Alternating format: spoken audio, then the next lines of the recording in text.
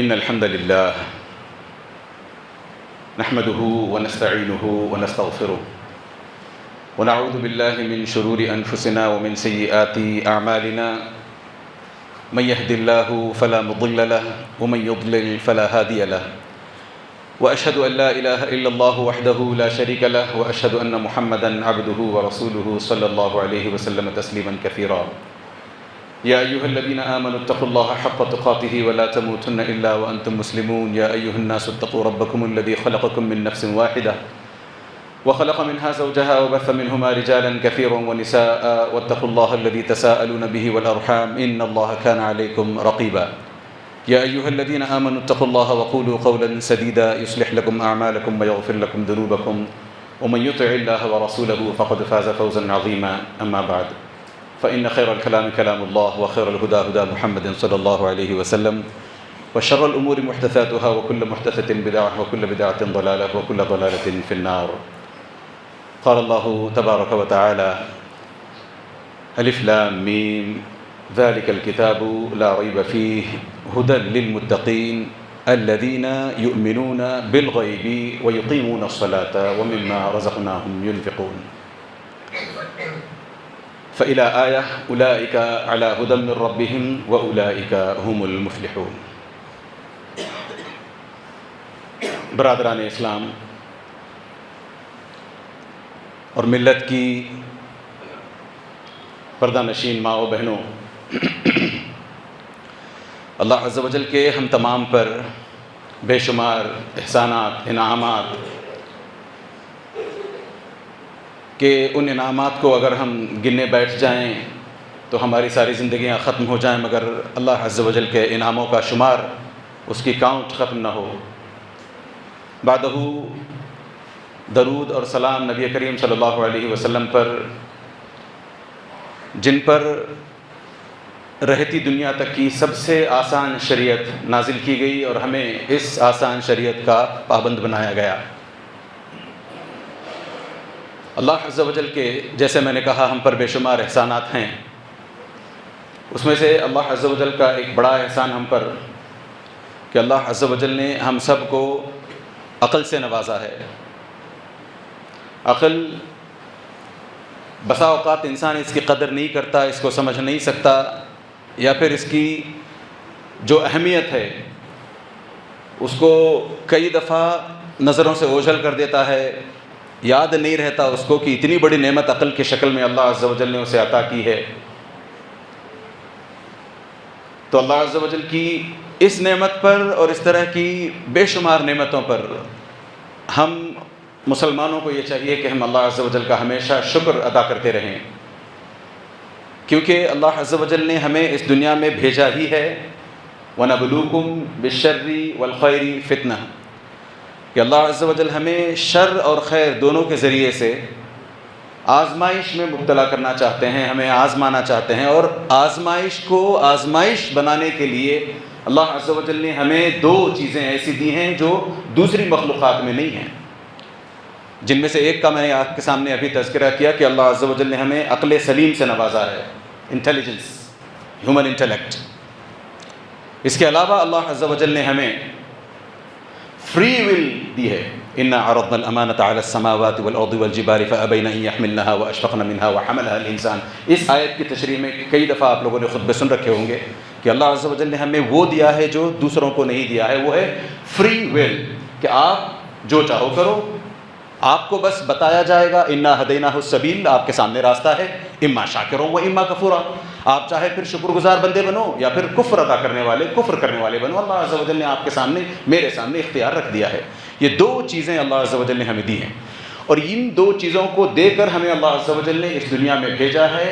اللہ عز و جل کہتے ہیں الذی خلق الموت والحیات لیبلوکم ایکم احسن عملا۔ دیکھیں، ساری کی ساری زندگی آئی ہی ہے آزمائش کے لیے۔ اب ہم آزمائش میں کھڑے نہ اتر کر، صبر نہ کرتے ہوئے، جہاں شکر کا موقع ہے شکر نہ کرتے ہوئے، جن نعمتوں کو اللہ عز و جل نے ہمیں دیا ہے ان کا ہم صحیح استعمال نہ کریں تو پھر وہ ہمارے سامنے جو آزمائش ہے وہ عذاب کی بھی شکل اختیار کر سکتی ہے۔ اور عذاب پر میں آج بات نہیں کر رہا، لہٰذا اللہ عز و جل نے جو ہمیں زندگی دی ہے اس میں دو طرح کی آزمائشیں ہوتی ہیں. سب سے پہلی آزمائش ابتلا کونی قدری، یعنی ہماری ایسی آزمائش کہ جس میں ہمارا کوئی بس نہیں چلتا. مثال کے طور پر میرا رنگ ایسا کیوں ہے، آپ کا رنگ مجھ سے گورا کیوں ہے. مثال کے طور پر میں اس جگہ یہاں کیوں پیدا کیا گیا ہوں. مثال کے طور پر میرے ماں باپ کیوں ہیں، میرے بھائی کیوں ہیں، میں کیوں اس گھر میں پیدا ہوا ہوں، مجھے کیوں امریکہ میں پیدا نہیں کیا گیا، مجھے کیوں اس وقت نہیں صحابہ کے دور میں پیدا نہیں کیا. یہ سب چیزیں ایسی ہیں. میں مثالیں پیش کر رہا ہوں آپ کے سامنے، میں ساری تفصیل میں نہیں جا سکتا، بس بات کو پکڑیں کہ یہ ایسی آزمائشیں ہیں جن کے بارے میں ہم کچھ نہیں کر سکتے. اللہ عز و جل نے ہماری تقدیر ایسی لکھی. اس میں ہم دن رات بڑبڑائیں، کڑھیں، غصہ کریں، بکیں، ایل فیل بکتے رہیں، کچھ حاصل ہونے والا نہیں ہے. اس کے بدلے میں اللہ عز و جل کہتے ہیں لَتُبْلَوُنَّ فِي أَمْوَالِكُمْ وَأَنفُسِكُمْ وَلَتَسْمَعُنَّ مِنَ الَّذِينَ، اس آیت کے اخیر میں چلے جائیں. پھر وہ سورۃ البقرہ کی آیت وَلَنَبْلُوَنَّكُمْ بِشَيْءٍ مِّنَ الْخَوْفِ وَالْجُوعِ میں ان آیات پر بحث نہیں کر رہا. ان آیات میں ایک لفظ ہے وَبَشِّرِ الصَّابِرِينَ. سورۃ البقرہ کی اس آیت میں وَبَشِّرْ، تو اللہ عز و جل نے کہا کہ جہاں آپ کو اس قسم کی آزمائشیں آتی ہیں، جہاں آپ کچھ کر نہیں سکتے کہ میرا رنگ کالا کیوں ہے، میں اتنا ہی کیوں ہوں، میرا لمبا ہائٹ کیوں نہیں ہو پایا، میری ناک کیوں ایسی ہے، میرے کان کیوں ایسے، ان کے بارے میں ہم کچھ نہیں کر سکتے. ایسے معاملات میں صبر، یہ اللہ عز و جل ہم سے چاہتے ہیں. اور جو صبر کرے انما یوفی الصابرون اجرهم بغیر حساب. اللہ عز و جل کہتے ہیں کہ صبر کرنے والوں کو بے حد تو حساب اجر دیا جائے گا. آپ اندازہ بھی نہیں کر سکتے کہ اس طرح کے صبر پر کتنا اجر ملے گا ہمیں. اللہ عز و جل دوسری اس آیت میں جو سورۃ آل عمران کی ہے لَتُبْلَوُنَّ فِي أَمْوَالِكُمْ، اس آیت کے آخر میں چلے جائیں وَإِن تَصْبِرُوا وَتَتَّقُوا فَإِنَّ ذَلِكَ مِنْ عَزْمِ الْأُمُورِ. اگر آپ صبر کر لیتے ہیں، تقوی اختیار کر لیتے ہیں، تو اللہ عز و جل کہتے ہیں کہ یہ ایسے کام ہیں جو بہت اچھوں سے بھی مشکل سے ہو پاتے ہیں. تو یہ صبر کس میں ہوتا ہے؟ ابتلا کونی قدری، جہاں ہمارا کچھ نہیں چلتا. میری 6 انگلیاں کیوں ہیں، میرے ناخن ایسے کیوں ہیں، میری آنکھیں بھیگی کیوں ہیں. یہ سب چیزیں ایسی ہیں جن پہ ہمارا کوئی بس نہیں. اس کے علاوہ ایک اور چیز ابتلا شرعی، اس میں اللہ عز و جل نے ہمیں مکمل اختیار دے رکھا ہے کہ آپ کے سامنے ہے، بس آپ جو چاہو کرو. ابتلا شرعی کا معنی کیا ہے؟ اللہ عز و جل نے احکامات نازل کیے ہیں. 5 وقت کی نمازیں پڑھو، رمضان کے روزے رکھو، طاقت ہے تو حج کرو، زکوٰۃ کے اگر مستطیع ہو، زکوٰۃ کوالیفائی کر جاتے ہو، زکوٰۃ دو. اس طرح جو دوسرے اور نیک اعمال ہیں، ماں باپ کے ساتھ اچھا سلوک کرو، پڑوسیوں کے ساتھ اچھا سلوک کرو، بچوں کے ساتھ شفقت سے پیش آؤ، بچوں کو ان کی آخرت سکھلاؤ. یہ تمام ایسی چیزیں ہیں جن کا اللہ عز و جل نے جگہ جگہ قرآن میں حکم دیا ہے. اور اللہ عز و جل ہم سے یہ مطالبہ کرتے ہیں کہ ان احکام کے ہم بلا چوں چرا کیے پابندی کریں. ہاں اس کے بعد اللہ عز و جل نے ہمیں کھلا چھوڑ دیا ہے، فری ول دے کر کے کہ بھئی کرو تو کرو، نہیں کرو تو نہیں کرو. کریں گے تو ثواب ملے گا، نہیں کریں گے تو ہو سکتا ہے دنیا میں عذاب ملے، آخرت میں عذاب ملے، یا دنیا اور آخرت دونوں میں 50-50 یا جیسے تیسے کرنے آپ عذاب ملے. یہ ہماری اپنی زندگی کا لب لباب ہے، اس وجہ سے ہماری زندگی آئی ہے.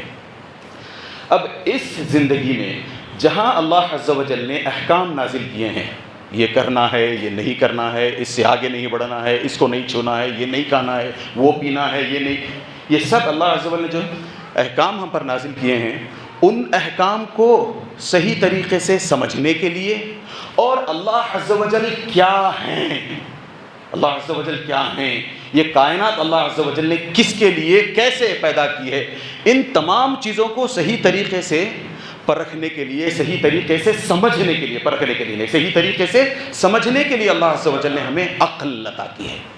یہ عقل آئی اس لیے ہے، اللہ عز و جل نے ہمیں عقل دی اس لیے ہے کہ یہ عقل ہمیں ایڈ کرے، مدد کرے ہمیں اللہ کی معرفت میں، اللہ کو پہچاننے میں ہماری مدد کرے، احکام کو صحیح طریقے سے بجا لانے کی کوشش کرنے میں ہماری مدد کرے. اس وجہ سے اللہ عز و جل نے عقل دی ہے. اب اگر کوئی بندہ اسی عقل کا استعمال اسلام کو سمجھنے کے لیے نہیں، اللہ کو سمجھنے کے لیے نہیں، بلکہ اللہ کے خلاف جانے کے لیے، اسلام کے خلاف جانے کے لیے، جو احکام اللہ نے نازل کیے ہیں ان پر سوال یا نشان، کویسچن مارک لگانے کے لیے اس عقل کا اگر کوئی استعمال کرے تو کون قصوروار ہے؟ اللہ المستعان. یہ ہو نہیں سکتا کہ اللہ عز و جل ہی کائنات کو بنائے، اللہ عز و جل ہی ہمیں بنائے اور ساری کائنات کو ہمارے لیے اللہ عز و جل وجود میں لائے، ساری کائنات کا استعمال ہمارے لیے رکھے، اور پھر اللہ عز و جل کے ہم ناشکرے بندے بن کر پلٹ کر یہ کہیں کہ یہ عقل سے ٹکراتی ہے، یہ عقل میں نہیں آتی. کئی لوگ ہیں آج کل کے دانشور، اور اصل میں یہی وجہ ہے، بنیادی بیسک فنڈامنٹل ریزن کہ آج کا بندہ اسلام سے دور ہے، وہ اس لیے ہے کہ اس نے دین کو، قرآن کو، کلام اللہ کو ڈھنگ سے نہیں پڑھا، نہیں سمجھا. اگر کہیں پڑھتا بھی ہے تو اس آبجیکٹو کے ساتھ کہ میں اس میں کہیں اس آیت کو نکالوں، اس آیت کے بارے میں لوگوں سے، جو لوگ جانتے ہیں، اہل علم جن کو کہتے ہیں، اہل الذکر جنہیں کہتے ہیں، ان کے ساتھ جا کر کے بیکار کی ٹیڑھی بحثیں کروں. کچھ دانشور، کچھ دماغ والے، انٹیلیجنس یا کہیں ان کو، وہ کرتے ہیں. اب اس میں قصوروار کون ہے؟ اور یہ آگے چل کر حدیث کو، قرآن کو اس پر سوالیہ نشان لگاتے ہوئے قصوروار ٹھہراتے ہیں. یہی وجہ ہے کہ یہ لوگ دین سے دور تر ہوتے جاتے ہیں. جبکہ اللہ عز و جل نے، میں نے کہا نا، یہ عقل دی اس لیے تھی ہمیں، یہ عقل اللہ عز و جل نے ہمیں دی اس لیے تھی کہ اس کی مدد سے ہم اللہ تک پہنچیں، اس کی مدد سے ہم اللہ کو ریکگنائز کریں، اس کی مدد سے ہم احکام کو سمجھیں. اگر کچھ چیزیں سمجھ میں آتی ہیں تو ٹھیک ہے، نہیں سمجھ میں آتی ہیں تو ہم آمنا و صدقنا کہیں، سمعنا و اطعنا کہیں کہ بس نہیں، ہمیں تو اطاعت کرنے کا حکم ہوا ہے لہٰذا ہم اطاعت کریں گے. الٹے اگر ہم سوال اس پر کھڑے کرنے لگیں تو ایک سیکنڈ کے لیے آپ سوچیں، ہم سب گھر پر واشنگ مشینز، ریفریجریٹرز وغیرہ استعمال کرتے ہیں، کہیں کسی واشنگ مشین کے، ریفریجریٹر کے یا اے سی وغیرہ کے مینول میں آپ نے دیکھا ہے کہ وہ مینول یہ بتاتی ہو کہ اس واشنگ مشین کو کیسے برباد کیا جا سکتا ہے، کیسے تباہ کیا جا سکتا ہے، کیسے خراب کیا جا سکتا ہے، اس فریج کو، اس اے سی کو کیسے خراب برباد، کہیں کوئی مینول بتاتی ہے؟ نہیں. جو بھی مینول بن کر کے آتی ہے، جس کسی بھی اپلائنس کی ہو، جو بھی مینول بن کر کے آتی ہے، وہ اس کا طریقہ بتاتی ہے کہ اس کو ایسے ایسے ایسے استعمال کرو، ایسے ایسے ایسے چیزوں سے بچو ورنہ خراب ہو جائے گی، وارننگ تک دیتی ہے. کہیں یہ نہیں بتاتی کہ ٹھیک ہے آپ یہ کرو اور مزے میں رہو گے برباد کر کے. ایک سیکنڈ کے لیے سوچیں، ایک انسان اگر ایک واشنگ مشین، ریفریجریٹر بناتا ہے اور اس کا مینول بناتے ہوئے اس کے تعلق سے ہمیں یہ پکا یقین ہے کہ اس میں کوئی غلط بات نہیں ہے، اس میں کوئی ایسی بات نہیں ہے جس سے میری واشنگ مشین خراب ہو جائے، فریج خراب ہو جائے، کوئی ایسی بات نہیں ہے، تو پھر ایسا کیسے ہو سکتا ہے کہ اللہ عز و جل نے ہمیں ہدایت پر رہنے کے لیے، ہدایت پر آنے کے لیے، زندگی اپنی اچھے ڈھنگ سے گزارنے کے لیے جو قرآن اتارا، اس میں کہیں ایسی کوئی بات ہو جو انسان کو تباہ کر دے؟ کرو کوئی کام تباہ ہو جاؤ گے، مذہب نہیں، کوئی بات نہیں. وارننگز ہیں، یہ کرو گے دنیا میں بھی پچھتاؤ گے، آخرت میں بھی پچھتاؤ گے، وارننگز ملتی ہیں. تو کیسے کوئی بندہ اسلام پر اپنی عقل کے ذریعے سے، اس سے پہلے سوچیں، عقل جس نے اتاری ہے، عقل جس نے دی ہے، اسی نے نا قرآن اتارا ہے. کہیں ایسا نہیں ہے نا کہ عقل کسی اور نے اتاری، قرآن کسی اور نے، کلام کسی اور نے اتارا، اب ان دونوں کے بیچ میں کمپیٹیبلٹی نہیں ہے. ہاں سمجھ میں آتا ہے، سمجھ میں آتا ہے. آپ کے پاس کوئی مرسیڈیز گاڑی ہو اور اس میں لے جا کر کے آپ ہونڈا کی چابی لگائیں، ہونڈا سے اس کو بند کرنے کی، سٹارٹ کرنے کی کوشش کریں، چلائیں، نہیں ہوتا. سمجھ میں آتا ہے، تضاد ہے وہاں پر. مگر جس رب نے ہمیں عقل سلیم عطا فرمائی ہے، اسی رب نے کلام، اپنا کلام نازل کیا ہے. تو کیسے تعارض کیسے ہو سکتا ہے، کانٹرڈکشن کیسے ہو سکتا ہے؟ دیکھیں، کئی معاملات ایسے ہوتے ہیں جو ہماری سمجھ میں نہیں آتے. اب میں نے تلاوت آپ کے سامنے سورۃ البقرہ کی ابتدائی 2-4 آیتوں کی، پوری آیتیں نہیں پڑھی میں نے جو ضروری تھا وہ پڑھا، پھر اس کے بعد ایک آیت چھوڑ دی، پھر اس کے بعد والی آیت پڑھی. اس میں اللہ عز و جل، جو آیت میں نے پڑھی ہے نا، الذین یؤمنون بالغیب، اس میں 2 زبردست چیزوں کا اللہ عز و جل کہتے ہیں.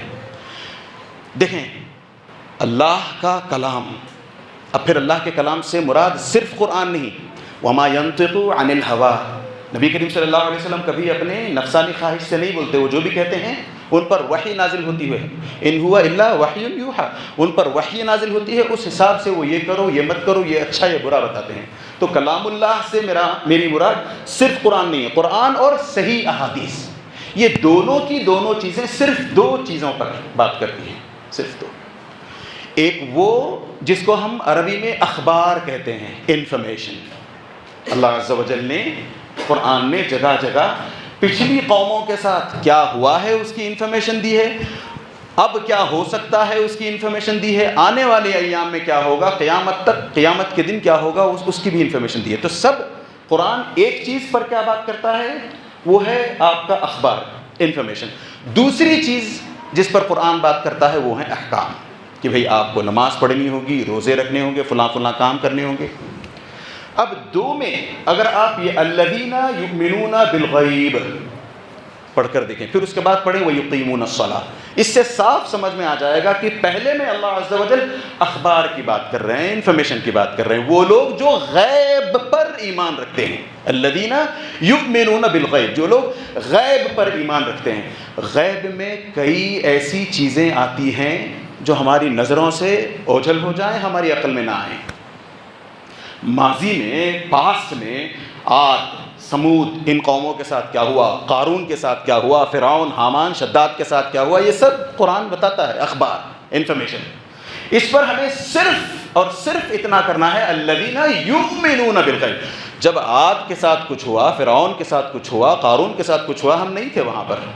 یاجوج ماجوج اسی طریقے سے ایک زمانے میں یاجوج ماجوج نکل کر آ رہے تھے.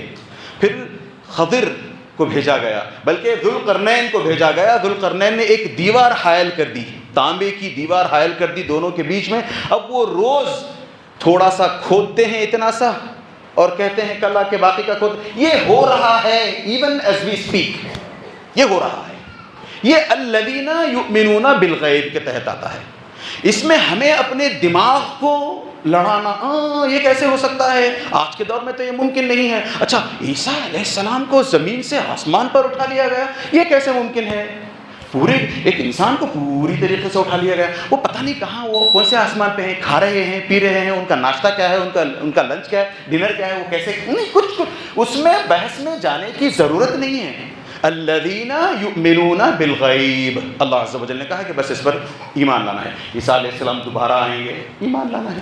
مستقبل کی باتیں، حال میں عیسیٰ علیہ السلام جیسے میں نے کہا آسمان پر ہیں. دجال کا فتنہ آنے والا ہے، مستقبل کی بات، اس پر ایمان لانا ہے. تو ہمارا صرف اور صرف اخبار جہاں تک ہے، قرآن میں جو بھی انفارمیشن آئی ہے اس کے تعلق سے ہمیں صرف اور صرف یہ کہا گیا ہے کہ بس ایمان لے آؤ.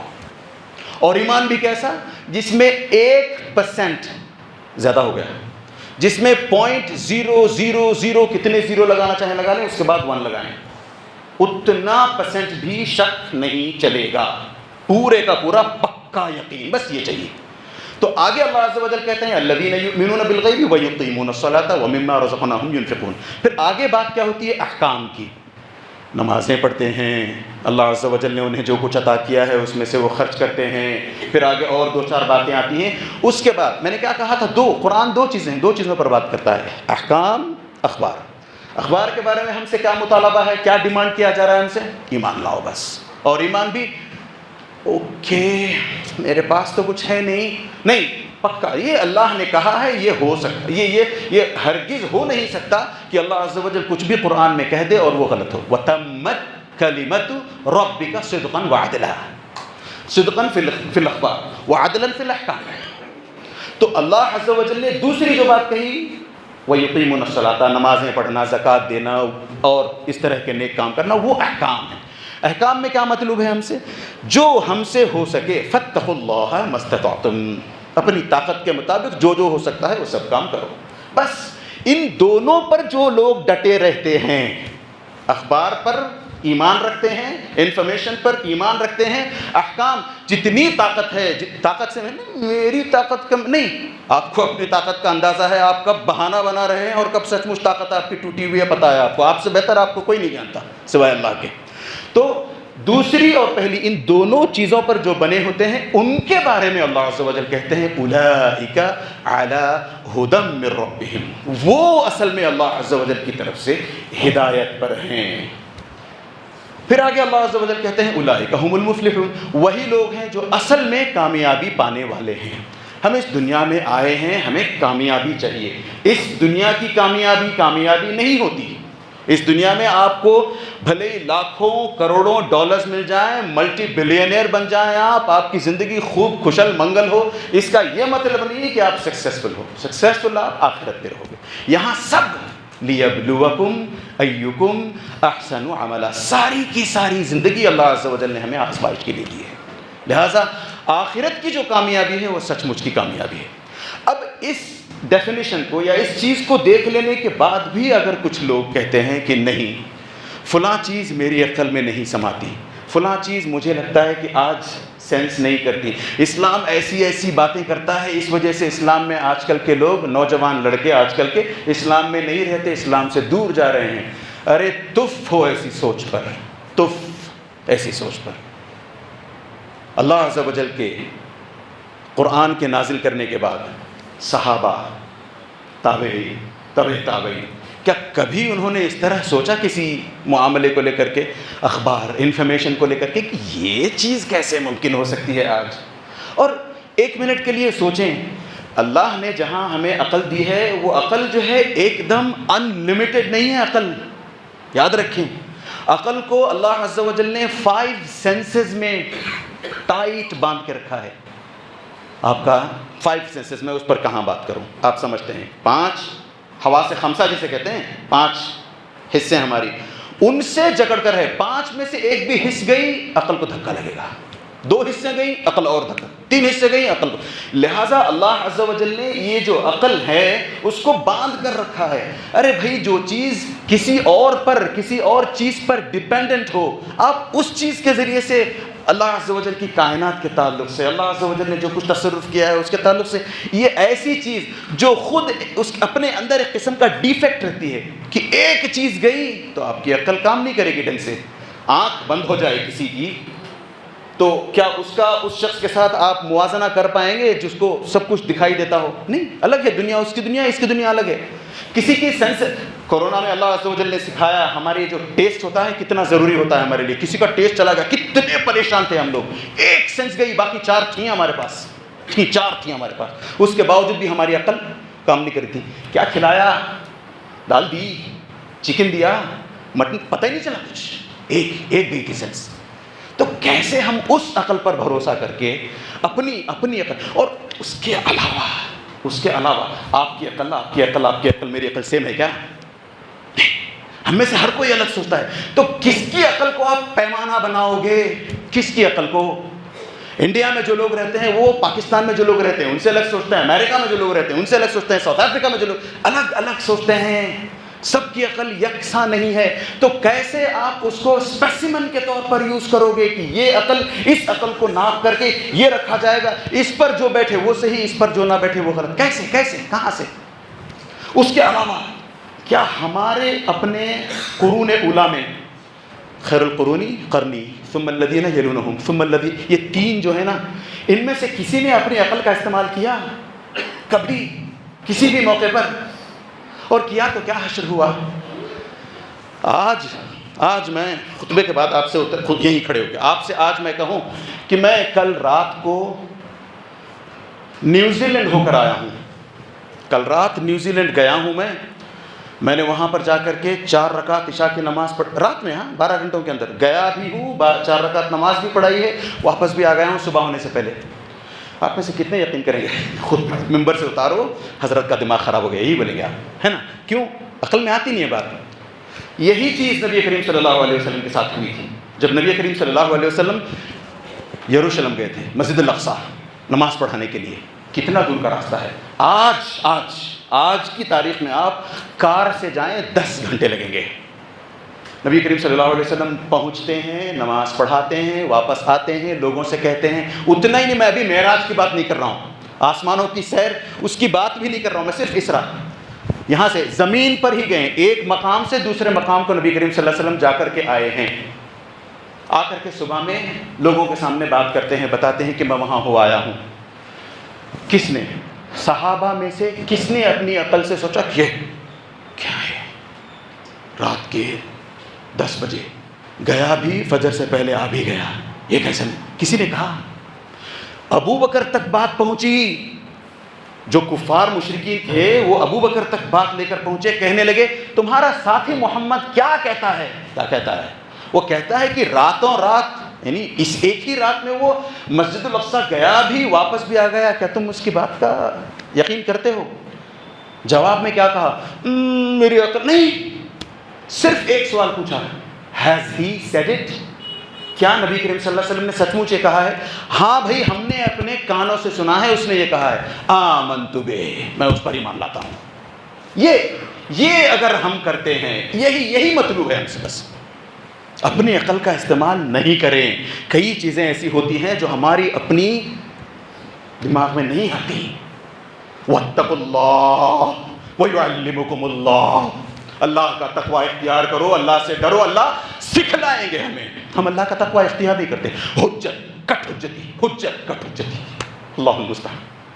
ان نوجوان لڑکے ہمارے یہاں بیٹھے ہوں، ضروری نہیں ہے یہ جہاں تک جائے، ان نوجوانوں کو اسلام سے قریب کرنا ہے، اسلام کی تعلیمات دینی ہیں، ان کو بتانا ہے کہ اپنی عقل کا سب سے پہلے استعمال کس نے کیا تھا؟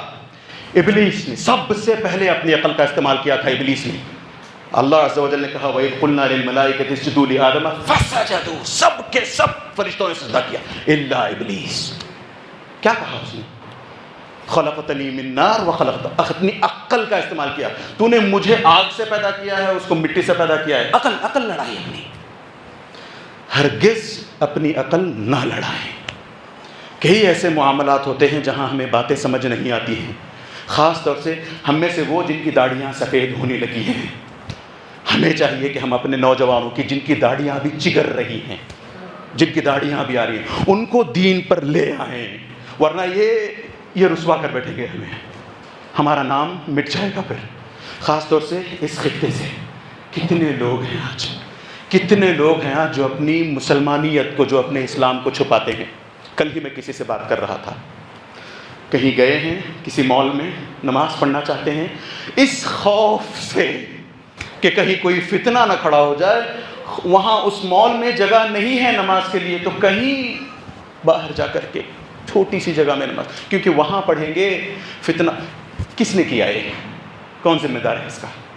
ایک زمانہ تھا، یہ سب کچھ تھا ہمارے پاس، جہاں ہم چاہتے نماز پڑھتے تھے۔ جعلت لی الارض مسجدا وطہورا، نبی کریم صلی اللہ علیہ وسلم نے کہا تھا کہ ساری کی ساری زمین ہمارے لیے مسجد، ہمارے لیے پاک کر دی گئی ہے۔ گنوایا کس نے؟ آگے اور گنوائیں گے، اگر ہوش کے ناخن نہیں لیں گے تو آگے اور گنوائیں گے۔ ہوش کے ناخن لینے ہیں، بچوں کو اسلام سے قریب کرنا ہے۔ عمر رضی اللہ تعالیٰ عنہ یا اس طرح کے دوسرے بڑے بڑے صحابہ دیکھیں، جب انہیں دیکھیں، آج ہم لوگوں میں سے کئیوں کو یہ مسئلہ لاحق ہوتا ہے نا، ہم میں سے کئی سوچتے ہیں میرا بچہ اچھا پڑھے گا، خوب پڑھے گا، باہر جا کر پڑھے گا، ڈاکٹر بنے گا، انجینئر بنے گا، اس کی زندگی اچھی ہوگی۔ یہ سوچ کر ہم اپنے بچوں کو غیروں کے ملکوں میں بھیجتے ہیں۔ یہاں بھی کوئی اچھی چیز نہیں ہے، یہاں بھی ہم لوگ کوئی اچھی حالت میں نہیں ہیں، مگر آپ بتائیں کیا یہ ملک جہاں ہم رہتے ہیں، جہاں 20 کروڑ مسلمان رہتے ہیں، بہتر ہے یا وہ جہاں پر 50,000 مسلمان، 2 لاکھ، 5 لاکھ، 10 لاکھ مسلمان؟ یہاں پر ہر قسم کی آزادی، ہر قسم کی، آپ کو کبھی کوئی مسجد آنے سے، نماز پڑھنے سے نہیں روکتا۔ آپ کے ساتھی جتنے بھی اٹھنے بیٹھنے والے، آپ کے ساتھ رہنے والے ہیں، سب آپ کی زبان بولتے ہیں، آپ کے جیسا ان کا کلچر ہے۔ آپ اپنے بچوں کو اٹھا کر باہر بھیجتے ہیں اس غرض سے کہ میرا بچہ پڑھ لے گا، اچھا کما لے گا، اچھی زندگی بنا لے گا، ہمیں سنوار دے گا، اپنی زندگی سنوار لے گا، اور اس پروسیس میں جو نقصان ہوتا ہے وہ بھول جاتے ہیں ہم۔ کیا ہوتا ہے نقصان اس پروسیس میں؟ بچہ دین سے دور، ماں باپ سے تو دور ہی، بچہ دین سے بھی دور ہو جاتا ہے۔ یہ چیز نہ ہو، اس کے لیے بڑے بڑے صحابہ نے کیا کیا؟ اپنے اپنے ادوار میں، اپنے اپنے ٹائمز میں، اپنے اپنے رینج میں، جب ان کی اپنی مملکت تھی، جب ان کا اپنا پاور تھا، جب وہ کنگ بنے ہوئے تھے، امیر المومنین بنے ہوئے تھے، کیا کیا انہوں نے؟ باہر سے ریسورسز کو ہائر کر کے لاتے تھے۔ کس لیے لاتے تھے؟ تاکہ یہ جو برین ڈرین جسے کہتے ہیں، اسلام ڈرین کہیں اس کو، تاکہ یہ نہ ہو کہ بچہ پھر باہر چلا جائے، اس کی فیملی کا بچہ گیا، ان کی فیملی کا، ساری کی ساری نوجوان نسل باہر جا کے پڑھ رہی ہے، اور باہر جا کے صرف انجینئرنگ MBBS نہیں کرتے، وہاں کا کلچر اپناتے ہیں، وہاں کے طور طریقے اپناتے ہیں، وہاں کا دین مجبوراً اپناتے ہیں. وہ نہ ہو اس وجہ سے ہمارے اسلاف نے باہر سے لوگوں کو، اچھا آپ سکلڈ ہو، آپ کو لینگویجز آتی ہیں، آپ سکلڈ ہو، آپ کو کمپیوٹر آتا ہے، آپ سکلڈ ہو، آپ کو فلاں چیز آتی ہے، ایک کام کرو نا، آپ ہمارے کنٹری میں آ جاؤ. نبی ہمارے صحابہ نے کیا ہے، آپ ہماری کنٹری میں، ہماری مملکت میں آ جاؤ. ہماری مملکت میں آؤ گے، ہم آپ کو خوب دے دلا کر کھلا پلا کر رکھیں گے. آپ کی جو اسکلز ہیں ہمارے بچوں کو دے دینا. کیا یہ ہم نہیں کر سکتے؟ باہر بھیجنا ضروری ہے. ایک کتنے سارے یہاں وہ بولتے ہیں نا جھٹکو تو کروڑوں کے نکل کے آئیں، اتنے ہمارے دامنوں میں پیسہ ہے، مگر کوئی اسلامک کالجز کھولنا نہیں چاہتا. کھولنا ہے تو بس اسلامک سکولز. وہ بچہ جب جوانی میں ہو، جب اس کو سچ مچ ہاتھ پکڑنے کی ضرورت ہو، 11ویں 12ویں کر رہا ہو، 11th 12th PUC جو کر رہا ہو، اس وقت بچوں کا ہاتھ پکڑنے کی ضرورت ہوتی. اس وقت کھلا چھٹا وہ کیا کرتا ہے کسی کو پتہ نہیں، کہاں جاتا ہے کسی کو، 5 وقت کی نمازیں ہوئی کہ نہیں پتہ نہیں، قرآن دن میں پڑھا کہ نہیں پتہ نہیں، روزہ رکھتا بھی ہے کہ باہر جا کے کھا لیتا ہے، کچھ نہیں پتہ. پھر بھی تسلی نہیں، میرا بچہ کچھ نہیں کرے گا. یہ فکس کرنا ہے ہمیں، یہ فکس کریں گے تب بچے جو ہے الذین یؤمنون بالغیب، تو غیب پر بچے ایمان لانے لگیں گے. سچ مچ وہ ایمان لائیں گے جس ایمان کی اللہ عز و جل قرآن میں بات کرتے ہیں کہ پھر آپ ہدایت پر رہو گے، پھر اللہ عز و جل کہتے ہیں کہ پھر آپ کامیاب رہو گے. اللہ عز و جل ہمارے نوجوانوں کو دین کی سمجھ عطا فرمائے، بلکہ ہمیں بھی دین کی سمجھ عطا فرمائے. اللہ عز و جل جب تک ہمیں اس دنیا میں رکھے دین پر زندہ رکھے. اللہ عز و جل جب ہمیں اس دنیا سے لے کر جائے تو دین پر رہتے ہوئے لا الہ الا اللہ کہتے ہوئے لے کر جائے. آمین. وصلی اللہ علی نبینا محمد وعلی آلہ وصحبہ اجمعین.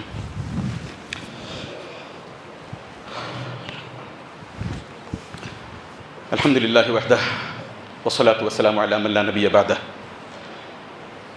اللہ عز و جل نے جب ہمیں یہ عقل عطا کی نا، اس کی حفاظت کا بھی سامان کیا. اللہ عز و جل نے عقل کو ایسے ہی چرنے کے لیے نہیں چھوڑ دیا اللہ عز و جل نے، لہٰذا اس عقل کا صحیح استعمال کرنے کے لیے اللہ عز و جل نے جگہ جگہ قرآن میں احکامات نازل کیے.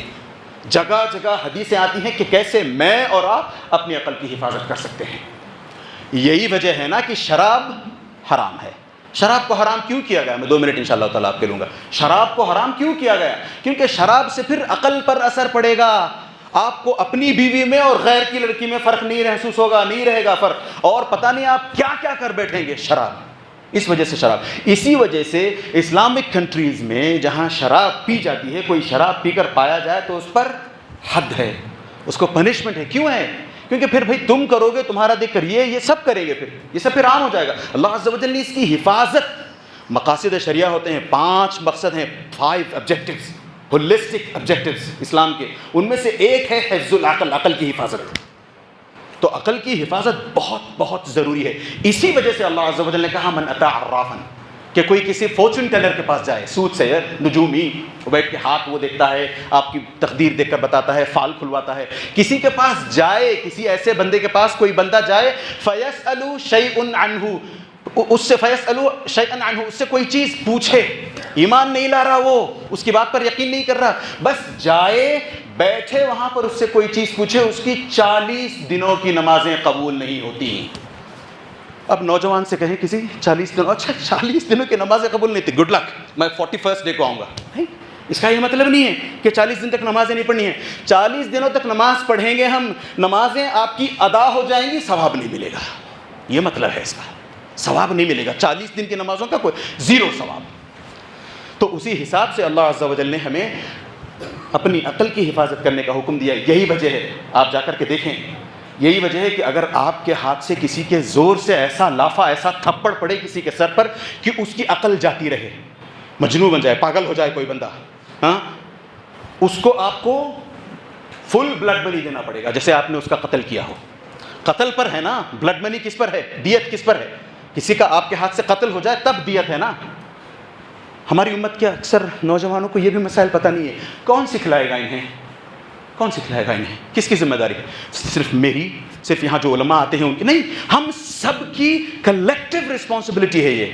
ہر باپ کی، ہر ماں کی کلیکٹیو رسپانسبلٹی ہے یہ کہ اپنے سارے بچوں کے اندر دین گھسائے، دھسائے، پیوست کرے دین. پھر جو ہوتا ہے ہوگا.